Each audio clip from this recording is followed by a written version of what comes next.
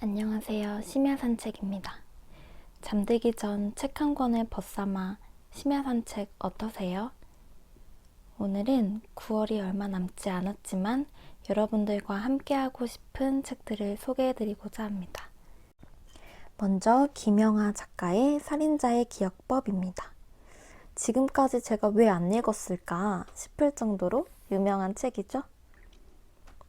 사실 제가 요즘에 그 예전에 TVN에서 했던 알쓸신잡이라는 프로그램을 다시 보고 있는데요. 거기서 김영하 작가님의 말솜씨에 매료되어서 저번 책은 내가 꼭 읽어보리라 하고 서점을 기웃대다가 제목이 익숙한 이 책을 구매하게 되었습니다. 살인자의 기억법 초판은 2013년에 발매되었습니다. 무려 7년 전이네요. 2017년에 동명의 영화가 개봉하기도 하였습니다. 그 영화도 제가 못 봤는데 재밌었다는 얘기를 좀 많이 듣긴 했어요, 주변에서. 기회가 되면 다시 보기로 그 영화도 한번 찾아봐야겠어요. 제가 구매한 이 버전은 복복서가에서 김영하 작가의 등단 25주년을 맞이해서 새롭게 출판된 책입니다. 겉표지가 제 맘에 쏙 들었던 게 구매하는데 한몫했어요. 여기 이게 뇌 모양 같지 않나요? 그리고 뇌 속은 풀기 힘든 미로로 구성되어 있습니다. 이 책 표지가 책의 내용을 굉장히 잘 보여주고 있구나라는 생각이 들었습니다. 이 책의 묘미는 치매에 걸린 살인자가 기억을 잃어가고 있는 시간들을 독자가 오롯이 느낄 수 있다는 점인 것 같습니다. 살인자와 독자가 호흡을 같이 하게 되죠.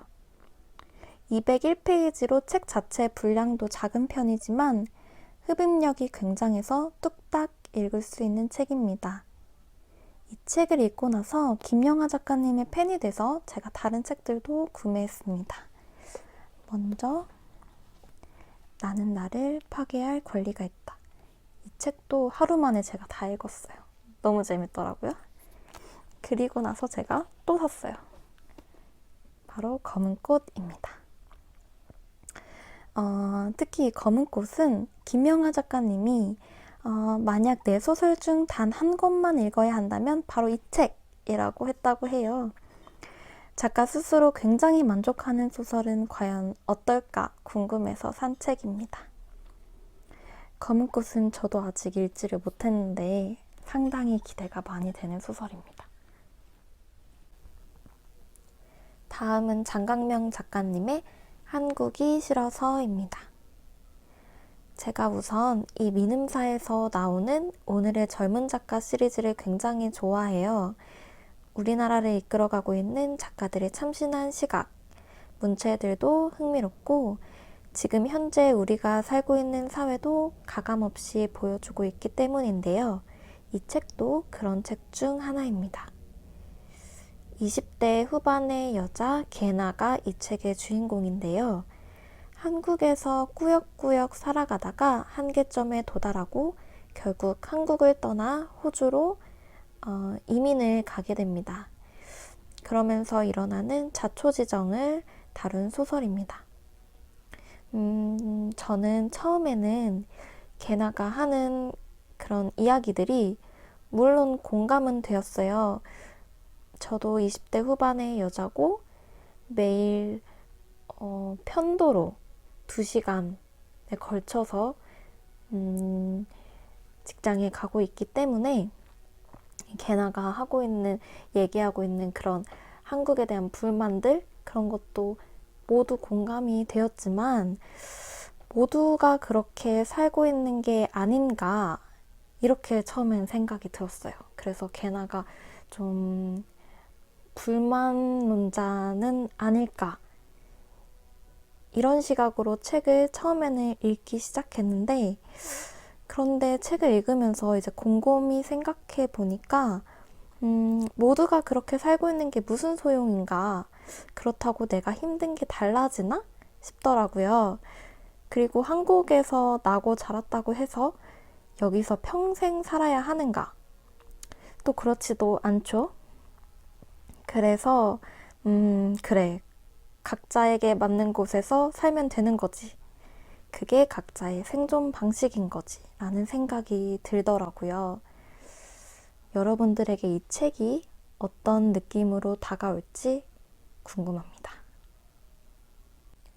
여러분들과 함께하고 싶은 세 번째 책은 구병모 작가님의 내 이웃의 식탁입니다.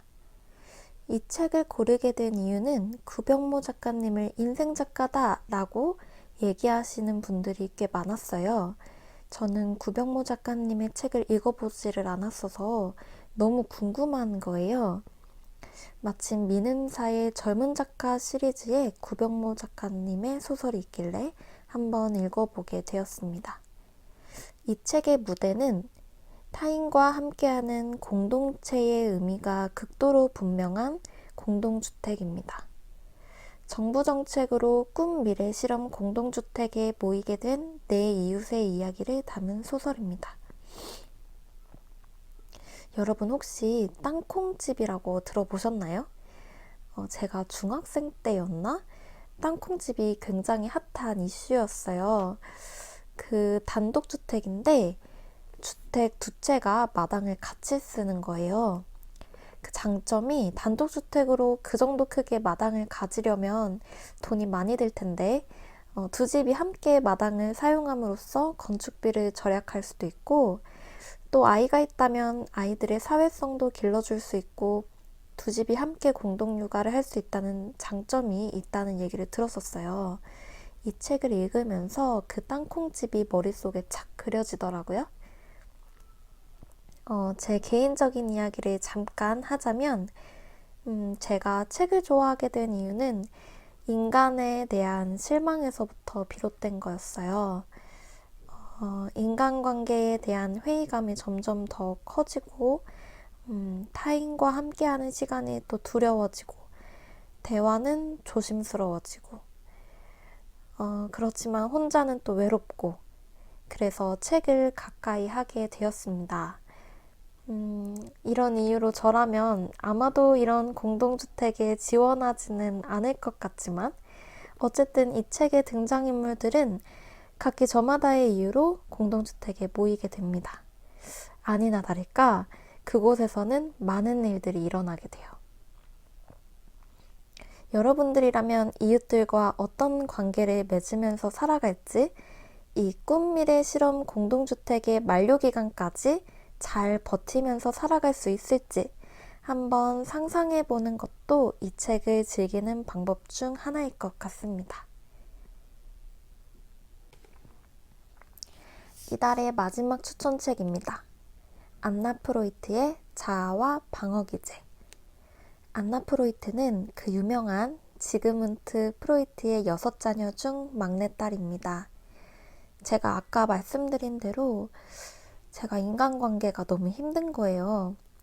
그래서 사람에 대해서 공부하고 싶다는 생각이 들었고 그러면서 심리학에 관심을 한창 쏟았을 시기에 지그문트 프로이트의 꿈의 해석이라는 책을 읽게 됐어요. 그러면서 제 꿈을 분석할 수 있게 되었고 제 속마음을 조금 더 명확히 들여다볼 수 있게 됐고 그러면서 나 자신도 속이고 있던 나의 본 모습을 가까이 마주할 수 있게 되었어요. 아직 완전히 잘 할 수 있게 된 건 아니지만 아이러니하게도 그러고 나서는 꿈을 잘 안 꾼 것 같아요. 더 나아가서 꿈을 통해서만이 아니라 왜 나는 나 자신도 속이고 있을까? 내가 그러고 있다는 건 어떻게 알 수 있을까? 알 수 있는 방법에 대해서 궁금해지기 시작했습니다. 그러던 와중에 안나 프로이트의 자아와 방어기제라는 책을 알게 되었습니다. 이 책은 제가 어제 받아본 책이어서 아직 읽지는 못했어요. 9월 동안 읽고 여러분과 같이 이야기 나눌 수 있는 시간이 오길 바라봅니다. 9월에 함께하고 싶은 책 추천은 여기까지입니다. 오늘 보여드린 책 중에서 여러분들의 하루를 마무리하고 싶은 책은 어느 것이었나요? 그러면 다음에도 저와 심야 산책 함께해요. 안녕. Too scared now, thinking I should call up